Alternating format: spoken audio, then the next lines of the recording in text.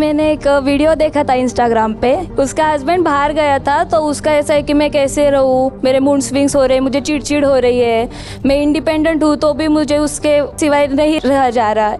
आप कह रहे हो मैं इंडिपेंडेंट हूँ फिर भी मैं हस्बैंड को इतना मिस क्यों करती हूँ, 2 दिन भी नहीं रह सकती, ये वो ऐसा वैसा। आप इंडिपेंडेंट हो ही नहीं। आप फ्रीडम का यही मतलब समझते हो ना कि मैं तो पढ़ी लिखी लड़की हूँ, शिक्षित, क्वालिफाइड, लिबरेटेड, तो अब मैं जॉब करूंगी। आप करो जॉब, ठीक है, जॉब तो आप करते हो, लेकिन आप वो सब भी तो करे ही जा रहे हो ना जो आपकी माताजी करती थी। तो फ्रीडम कहाँ है? ऑफिस में काम करेगी, लेकिन वापस आके अब वो घर का भी जैसे पुराना पुश्तैनी परंपरागत काम था वो भी करेगी।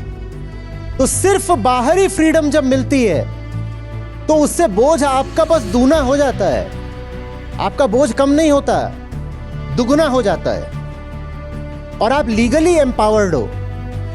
भारत के संविधान ने और भारत के कानूनों ने आपको सुरक्षा दे दी है और ताकत दे दी है। आप बस फाइनेंशियली इंडिपेंडेंट हो। आप जहां कहीं भी काम करते हैं उस संस्थान ने, आपके नियोक्ता ने आपको तनख्वाह दे दी है। इसका मतलब ये थोड़ी है कि आप इंडिपेंडेंट हो गए हो।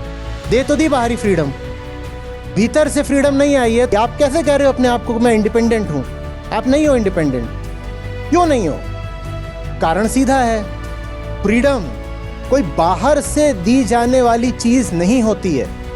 मुक्ति या स्वतंत्रता सबसे पहले आंतरिक होते हैं। जो भी मनुष्य, स्त्री या पुरुष, अपनी पुरानी मान्यताओं, अपने पुराने किरदारों, अपनी पुरानी पहचानों में अभी फंसा ही हुआ है, उसको आप बाहरी तौर पर कितना भी सक्षम बना दो, भले ही उसकी रक्षा के लिए, उसकी ताकत के लिए आप कानून बना दो, भले ही आप उसको कई तरीके के आरक्षणों का भी लाभ दे दो, लेकिन फिर भी वो इंडिपेंडेंट नहीं हो पाएगी। बस इंडिपेंडेंस के नाम पर अब वो दुगुना बोझ उठाएगी।